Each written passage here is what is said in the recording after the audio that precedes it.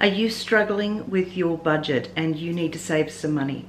Well, don't go anywhere. I'm going to share with you 6 easy things that you can do right now that will save you money today.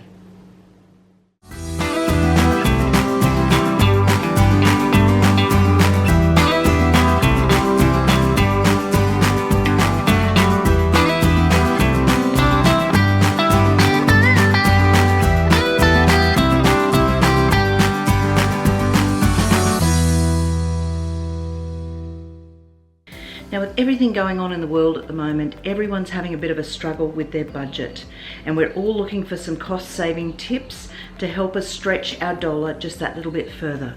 I am going to share with you 6 things that you can do immediately that will help your budget and save you some of your hard-earned cash. Our weekly wages are just not going as far as what we would like them to do. So we have to be very clever and very focused on what we're spending our money on. So I'm going to share with you these tips, and let me know in the comments below if this is something that you already do or if you try it and it saves you some money. Now, the first thing that you can do to save money is to hang your laundry on the clothesline outside and don't use your clothes dryer. Now, the moment you put your clothes in the clothes dryer, you're using electricity. The more electricity you use, the higher the bill and the more money you're going to have to spend. Now, not only is it free to hang your clothing outside to dry, but you get that bonus of having that wonderful smell. You know, when you bring washing in from outdoors and it's been dried in the sunshine and the lovely breeze, and it has that wonderful fresh scent. That's just such a bonus to being able to do something, and it costs you no money. Now, if you can't hang your clothing outside and you have to use your dryer, perhaps you live someplace where the weather's really bad, or you might not be well enough to hang it outside, that's okay. You can still use your dryer and you can still save some money. Make sure that your lint catcher is clean so that the airflow is working properly in your dryer. When you put your clothes in the dryer, don't just turn it right around the whole dial and let it run for hours on end. Only put it in there for as long as it takes to actually dry the clothes. And when you put the wet clothes in there, pop one item in there that's actually already dry, like a dry towel, and then that will help absorb some of the other moisture and help turn the other clothes around in the dryer, and it will dry much faster. Now, while we're still in the laundry room, let's talk about the next tip, which is only do a load of washing when you have a full load. Doing small loads and half loads and running it as if it's doing a full load is wasting you water, products, and electricity. Folks forget to decrease the products that they're using if they're only doing a half load. Set everything up so that that's the appropriate amount for that size load. So decrease the water in your machine, decrease the time that it needs to wash, decrease the amount of powder or products that you're using in your machine, perhaps even find a natural alternative, and that will save you money as well. Could you simply wait and do a load the next day when you have more clothes to go in with it? See if you can fill that washing machine up with a full load before turning it on.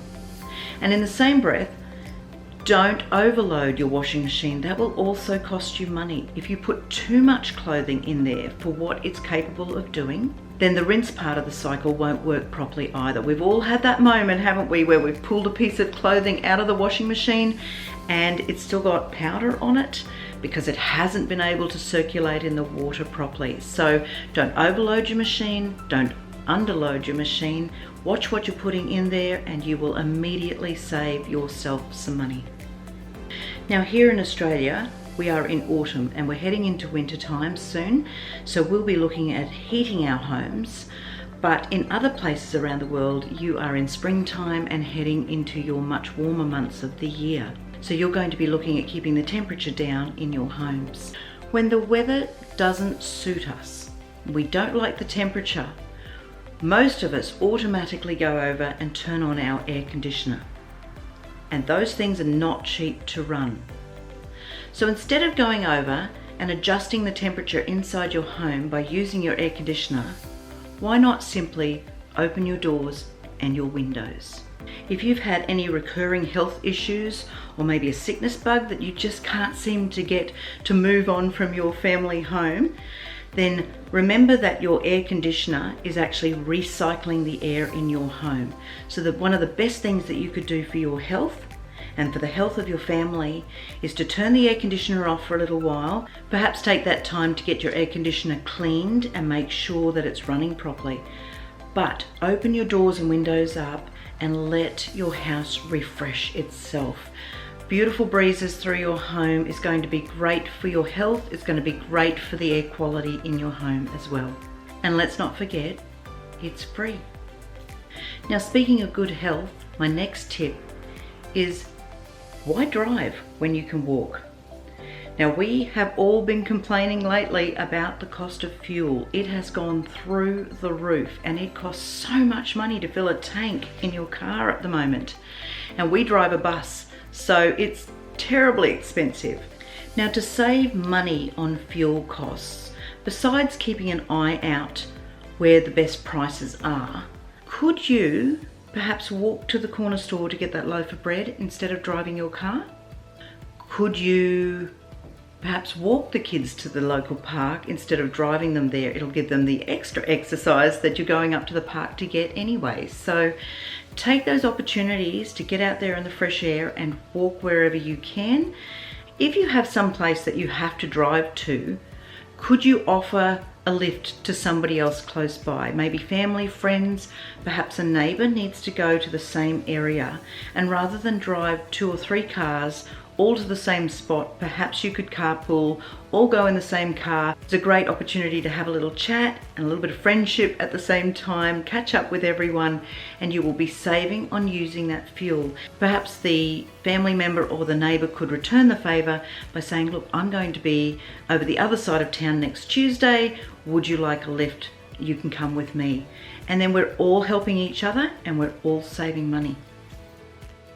Now, this is a big one in my house because my husband is an electrician, so he's always watching our electricity usage. So my next tip is, if you're not in the room, turn off the lights, turn off the fans. Now, it's so easy to leave a room and leave the light on, but if you're not in that room, there's no need for that light to be on. So as you walk through your home, as you see a light on that nobody's in that room, switch it off. If you see the fan on and nobody's using it, switch it off. If the TV's on and nobody's watching it, switch it off.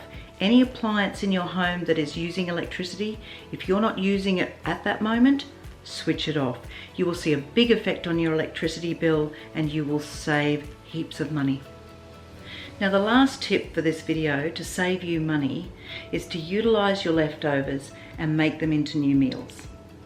Now, in this house, when I serve a meal, I do expect them to try a little bit of everything on their plates. But if I end up with leftovers, if I end up with extras that I have cooked, then I turn that into more meals for the family. Now, if I have enough, I can turn it into a full family meal.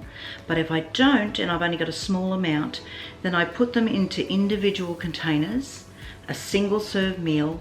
I pop them in the freezer, and then we've got single serve, ready cooked meals that can just be heated up for a work lunch or for use on a weekend.